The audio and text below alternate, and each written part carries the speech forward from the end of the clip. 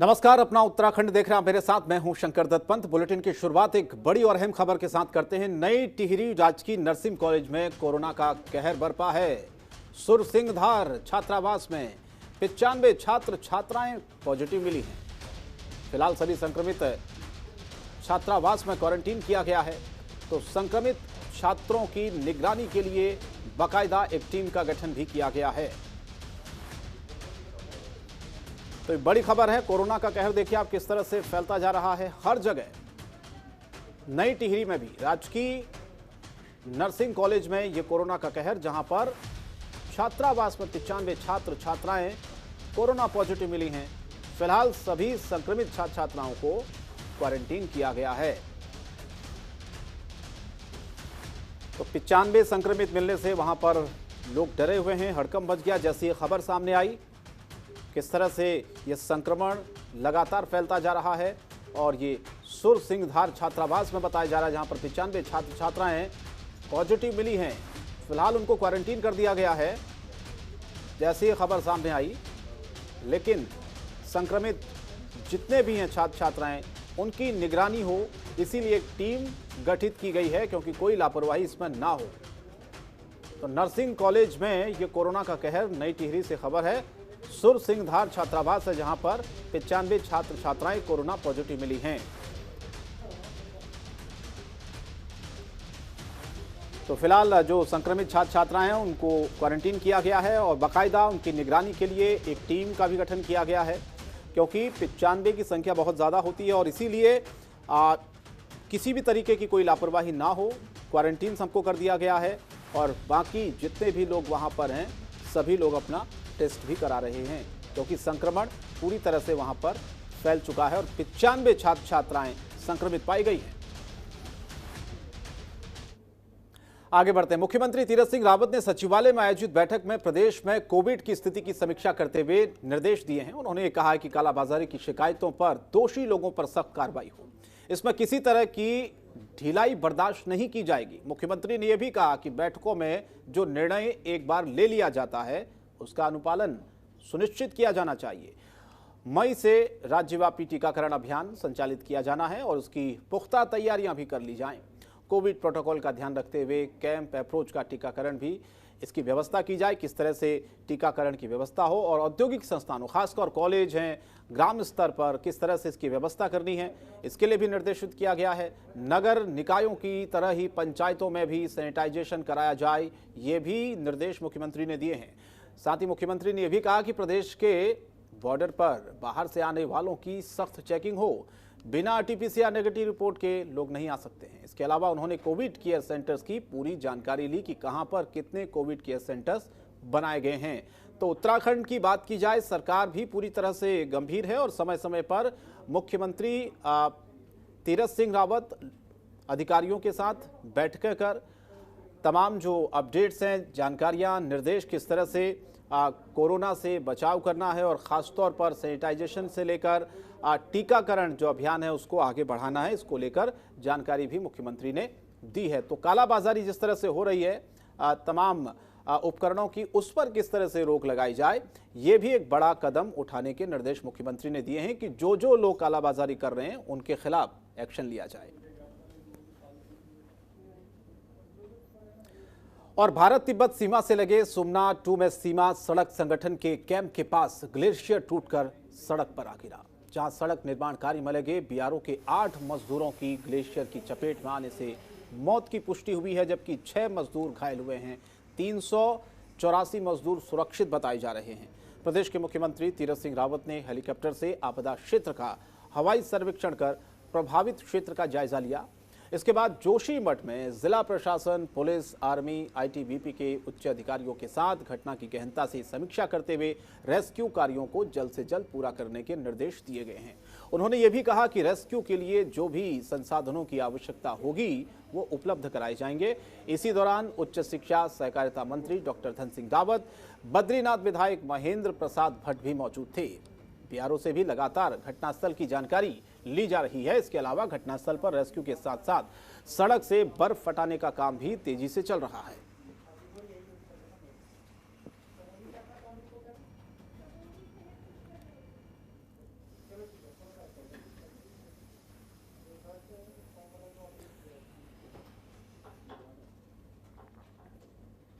और बढ़ते आगे एक बड़ी खबर चमोली से, जहां पर सुबना हादसे में 10 लोगों की मौत की पुष्टि हुई है। पहले यह 8 संख्या थी, अब खबर आ रही है कि 10 लोगों की मौत की पुष्टि हुई है। 7 लोगों का फिलहाल इलाज चल रहा है जो घायल हुए हैं। इसमें फिलहाल घायलों में 6 जोशीमठ आर्मी हॉस्पिटल में भर्ती हैं और एक घायल को देहरादून रेफर किया गया है स्थिति ज्यादा खराब होने पर। बीआरओ की टीम घटनास्थल पर पहुंची है और घटना में जो हताहत लोग हैं उनका विवरण यानी कि उनकी पूरी डिटेल्स जानकारी ली जा रही है और उनको सही तरीके से इलाज मिल पाए ये सुनिश्चित करना है सबसे पहले। तो ग्लेशियर टूटने से 10 लोगों की मौत की खबर है। पहले संख्या 8 थी, अब 2 और बढ़ गई है। तकरीबन 300 से ज़्यादा जिन लोगों को सुरक्षित निकाला गया वहाँ से। और जो तस्वीर हम आपको दिखा रहे हैं वो मुख्यमंत्री ने खुद घटनास्थल पर हवाई सर्वेक्षण किया है, हालातों का वहाँ पर जायजा लिया है। लेकिन जो घायल हैं उनका जोशीमठ आर्मी हॉस्पिटल में फिलहाल भर्ती हैं, उनका इलाज चल रहा है। 6 लोग घायल हैं और एक घायल को देहरादून फिलहाल रेफर किया गया है। पुष्कर नेगी हमारे संवाददाता इस खबर पर फोनलाइन पर जुड़े। पुष्कर, अभी पूरा अपडेट बताइए इस खबर को लेकर, क्योंकि पहले मरने वालों की संख्या 8 बताई जा रही थी लेकिन अब ये संख्या 10 हो गई है और अभी हालात क्या हैं? बिल्कुल बिल्कुल शंकर, आपने सही कहा कि देखिए मैं आपको बता वैसे जो दिन का जो अपडेट था उस समय जो है 8 डेड बॉडियों का जो शासन ने डिक्लेयर किया था, लेकिन अभी जो है शाम ढलते ढलते क्योंकि अब प्रशासन वहाँ पे उस जगह पे पहुँच गया है जहाँ पे कल जो है ग्लेशियर टूटा था। बीआरओ वहाँ पे पहुँच गया है, आर्मी वहाँ पे पहुँच गई है। अब लगातार जिस तरह से जो 38 लोग जो लापता बताया जा रहा है उनकी खोजबीन जारी है अभी भी। और शंकर मैं आपको बता दूं कि अब 10 लोगों का जो है 10 लोगों की मृत्यु डेड बॉडी जो है मिल चुकी है और एक को जो है हायर सेंटर यानी देहरादून के लिए उसको रेफर कर दिया गया क्योंकि घायलों का इलाज यहाँ पे नहीं हो पाया। उसको आर्मी के जो जहाज को जो है उसको देहरादून के लिए रेफर कर दिया गया है। तो हालांकि अभी रेस्क्यू चल रहा है। और मौसम अपडेट में भी आपको दे दूं शंकर, तो मौसम इस समय खराब है। जनपद चमोली में हल्की बारिश इस समय लगी हुई है तो रेस्क्यू करने में दिक्कत आ रही है। तो कहीं ना कहीं अभी भी जो 430 लोगों में से जो है 384 लोगों का सकुशल इनको पहुंचा दिया गया था, लेकिन अभी भी जो है रेस्क्यू यहाँ था। जो 38 लोग लापता थे उनका रेस्क्यू अभी भी यहाँ पे चल रहा है। शंकर, अभी कितने ऐसे लोग होंगे पुष्कर जिनको सुरक्षित पहुंचा दिया गया है? और दूसरा, रेस्क्यू ऑपरेशन में दिक्कतें जाहिर तौर पर आ रही होंगी क्योंकि मौसम वहां पर बिल्कुल अनुकूल नहीं है इस वक्त। बिल्कुल बिल्कुल बिल्कुल शंकर, मौसम तो यहाँ जनपद चमोली में पल पल बदल रहा है, पल पल बारिश हो रही है, पल पल बर्फबारी हो रही है। तो अभी भी जो है रेस्क्यू चल रहा है। स्थानीय प्रशासन यहाँ पे मुस्तैद है, एनडीआर की टीमें भी यहाँ पे पहुंच गई है। रेस्क्यू करने में दिक्कत इसलिए आ रही है कि क्योंकि बर्फबारी वाला ये पूरा इलाका है, नीची घाटी इलाका इसको कहते हैं। तो पूरा ये रिमझिम बारावती और आपका सुमा 1 सुमा 2 जो सुमा 2 में जो सबसे दूरस्थ इलाका है यहाँ पे पहुंचने में बहुत टाइम लगता है, चाहे वो आपका जो है यात्रा मार्ग हो, चाहे वो आपका जहाज या हवाई जहाजों के माध्यम से यहाँ पर जाने में दिक्कतों का सामना करना पड़ा क्योंकि मौसम खराब था। लेकिन अब जाके जो आर्मी की टुकड़ी है आईटीबीपी यहाँ पे पहुंच चुकी है। तो जो अंतिम जो इनका रेस्क्यू यहाँ पे किया जा रहा है। चलिए, बहुत बहुत धन्यवाद पुष्कर आपका इस तमाम अपडेट्स के लिए। आगे बढ़ते खबर मंगलौर से, जहां पर विधानसभा झबरेड़ा बीजेपी विधायक देशराज कर्णवाल ने अपने आवास पर एक प्रेस कॉन्फ्रेंस की, जहां पर इस दौरान उन्होंने कहा कि मुंटेड गांव के शिव मंदिर के सौंदर्यीकरण के लिए 3,80,000 रुपए जारी किए हैं, जिससे दीवार मंदिर को सुंदर बनाने का काम शुरू हो चुका है। लेकिन कुछ लोग उस काम को रोकने का उन पर आरोप लगा रहे हैं जो बेबुनियाद है।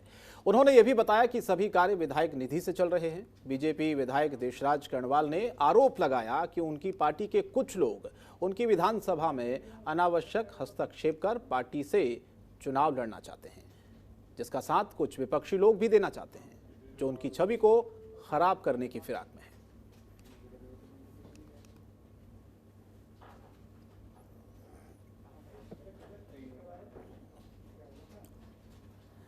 तो विधायक देशराज कर्णवाल ने आज ये प्रेस कॉन्फ्रेंस की और कई लोगों पर आरोप लगाए। दरअसल शिव मंदिर के सौंदर्यीकरण के लिए धनराशि दी गई, लेकिन उन्होंने कहा कि कुछ लोग जो मुझे बदनाम करने की कोशिश कर रहे हैं। और बढ़ते आगे, एक और बड़ी खबर उत्तराखंड से आ रही कोरोना से जुड़ी हुई खबर है। उत्तराखंड में भी कोरोना का कहर लगातार जारी है। बीते 24 घंटे की अगर बात की जाए 5,000 से ज्यादा नए केस सामने आए हैं। 81 कोरोना मरीजों ने दम तोड़ दिया है। देहरादून में कोरोना के 1,736 नए केस मिले हैं और कोरोना के 5084 नए मामलों आने के बाद प्रदेश में पूरी तरह से ये आंकड़ा अब बढ़ता हुआ नजर आ रहा है, क्योंकि पहले संख्या 4000 थी। अब देखिए धीरे धीरे कैसे बढ़ती हुई 5000 को क्रॉस कर गई है। और साथ ही 81 कोरोना संक्रमित मरीजों की आज मौत भी हुई है। पंकज हमारे संवाददाता इस खबर पर फोनलाइन पर जुड़े। पंकज, ये आंकड़ा बहुत तेजी से बढ़ता जा रहा है। पहले संख्या 4000 के आसपास थी, लेकिन अब ये 5000 को क्रॉस कर गई है उत्तराखंड में। हालात ताजा बताइए, अभी क्या है वहां पर? बिल्कुल शंकर, लगातार कुछ दिनों से जो मामले हैं कोरोना संक्रमण के वो बढ़ते जा रहे हैं। कल 4500 के लगभग यहाँ मामले थे, लेकिन आज एक बार फिर रिकॉर्ड टूटा है। 5000 से ऊपर आज मामले दर्ज किए गए हैं। पूरे प्रदेश में 5084 आज कोरोना पॉजिटिव पाए गए हैं। साथ ही 81 लोगों की मौत भी यहाँ पे दर्ज की गई है। कल जो अगर मौत की आंकड़ों की बात करें तो 49 लोगों की मौत हुई थी, जो आज बढ़कर 81 हुई। तो कहीं ना कहीं आप स्थिति देख सकते हैं कि कितनी स्थिति उत्तराखंड में विकट होती जा रही है। अगर मैं पूरे जिलेवार कुछ जहाँ पे ज्यादा केस है उनको बताऊं तो सबसे ज्यादा केस है वो देहरादून में दर्ज हो रहे हैं। देहरादून में 1736 केस आज यहाँ पे दर्ज किए गए हैं। कल ये लगभग 1500 के करीब थे। यहाँ पे भी लगातार मामले बढ़ रहे हैं। हरिद्वार में 958 केस है, नैनीताल में 592 केस, पौड़ी में 301, पिथौरागढ़ में 123, टिहरी में 190, उधम सिंह नगर में 378 और उत्तरकाशी में 215। शंकर, एक चीज साफ ये है कि लगातार मैदानी क्षेत्रों में तो यहाँ पे केस बढ़ी रहे। अब लगातार जो पहाड़ी क्षेत्र हैं वहाँ पे भी मामले बढ़ते जा रहे हैं। उत्तरकाशी में कल 100 के लगभग मामले थे, आज वहाँ पे ठीक डबल यहाँ पे मामले दर्ज हो रहे हैं। 215 मामले उत्तरकाशी में दर्ज हुए। ऐसी पौड़ी में भी लगभग कल 200 मामले थे, आज 301 वहाँ पे मामले दर्ज हो रहे हैं। तो आप लगा सकते हैं कि किस तरीके से उत्तराखंड में स्थिति लगातार विकट होती जा रही है। मामले संभले नहीं जा रहे हैं। जो हॉस्पिटल है वो फुल हो चुके हैं। ऑक्सीजन की भले सरकार कह रही है कमी नहीं है, लेकिन फिर भी कहीं ना कहीं कुछ क्षेत्रों में ऑक्सीजन की कमी जरूर है। रेमडेसिविर जो इंजेक्शन है उसकी कमी यहाँ पे महसूस की जा रही है। भले ही 3000 रेमडेसिविर की खेप आज उत्तराखंड को मिली है, जो उन्होंने अलग अलग हॉस्पिटलों को वितरित कर दी है। थोड़ा सा राहत ये जरूर आज उत्तराखंड को मिली है। साथ में आज मुख्यमंत्री ने सर्वदलीय बैठक भी की है और विभागीय बैठक भी की है, और साथ आज एक निर्देश और जारी किया है कि उत्तराखंड में जिस तरीके से शुक्र, शनि और रवि को सरकारी कार्यालय बंद रखने के आदेश दिए थे वो बढ़ाकर अब 3 दिन और कर दिए गए हैं। सोमवार, मंगल और बुध को भी अब सरकारी कार्यालय पूरी तरीके से बंद रहेंगे। जी। लेकिन मैदानी क्षेत्रों में पंकज जो मामले बढ़ रहे हैं वो समझा जा सकता है, क्योंकि लोग बहुत तेजी से आवाजाही करते हैं, एक राज्य से दूसरे राज्य में आते हैं और बहुत सी काम धंधे वहां पर लोग करते हैं, तो मामले बढ़ना लाजमी वहां पर है। लेकिन पहाड़ी क्षेत्रों में जो मामले बढ़ रहे हैं, लोग उतनी आवाजाही वहां पर कम करते हैं और खासतौर पर ऐसे वक्त में लोग थोड़ा सा डरे हुए भी होंगे। तो वहां पर मामलों का तेजी से बढ़ना, इसके पीछे की वजह क्या है? और उत्तराखंड में अगर ये 5000 के क्रॉस अब ये पूरा आंकड़ा पहुंच गया है, तो अगला विकल्प क्या है फिर सरकार के सामने?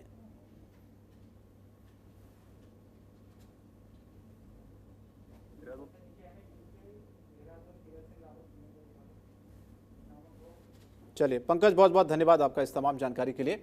तो फिलहाल उत्तराखंड में आप देखिए कोरोना का ये कहर किस तरह से बढ़ता जा रहा है। पिछले 24 घंटे में 5000 से ज़्यादा नए केस सामने आए हैं, जिसमें हरिद्वार भी है, नैनीताल भी है और साथ ही साथ उत्तराखंड के और भी ज़िले जहां पर कोरोना ने अपना कहर बरपाया हुआ है।